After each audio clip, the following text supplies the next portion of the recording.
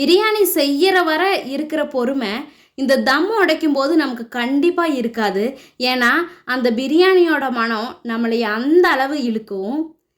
Hi friends, welcome and welcome back to my channel. இன்றைக்கி நம்ம சேனலில் சீரக சம்பா ரைஸில் சிக்கன் தம் பிரியாணி தான் செய்ய போகிறோம். இதுக்கு நல்ல அகலமான ஒரு பாத்திரத்தில் ஆயிலும் கீயும் சேம் குவான்டிட்டியில் எடுத்துக்கலாம்.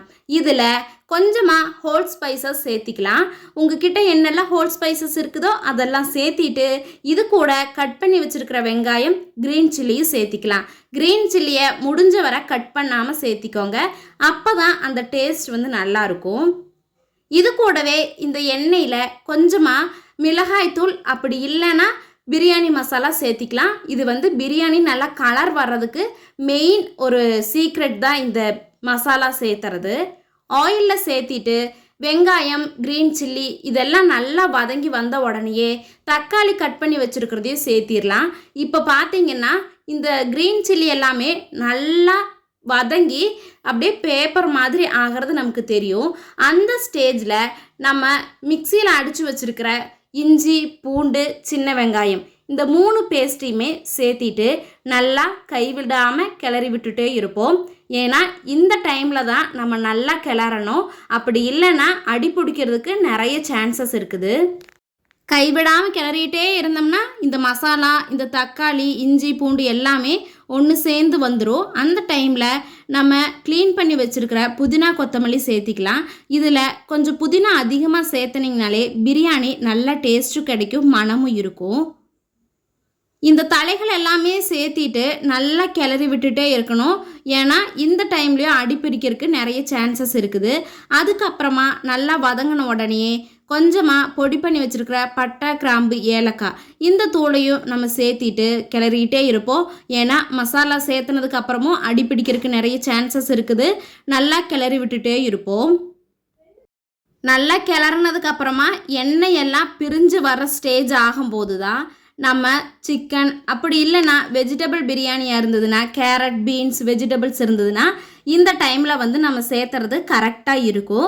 ஏன்னா இது வந்துட்டு மசாலாவெல்லாம் நல்லா குக் ஆயிடுச்சுனாலே பிரியாணி டேஸ்ட் கொடுக்கும். நம்ம சிக்கனை உப்பு, மஞ்சள் தூள் மட்டும் சேர்த்து வேக வச்சுருப்போம்.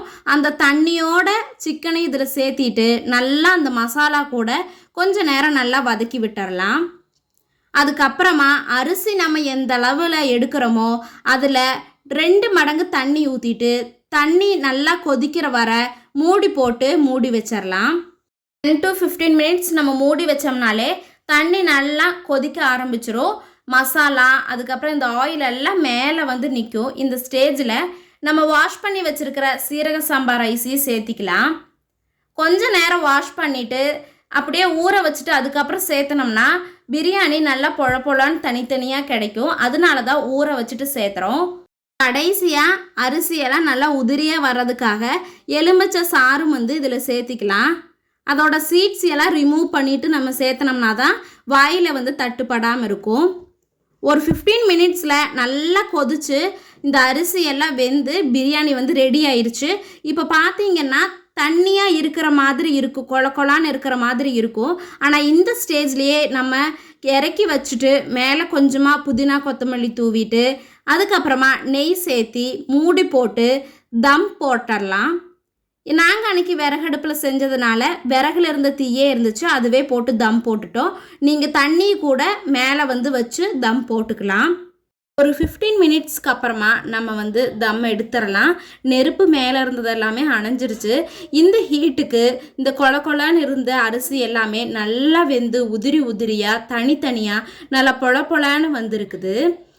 நீங்களும் இதே மாதிரி அளவுகளோட நான் சொன்ன ப்ரொசீஜரில் செஞ்சு பார்த்துட்டு எப்படி இருந்ததுங்கிறத கமெண்ட் பண்ணுங்கள். கண்டிப்பாக பிரியாணி நல்ல மணமாகவும் நல்லா பொழன்னு உதிரி உதிரியாக கிடைக்கும்.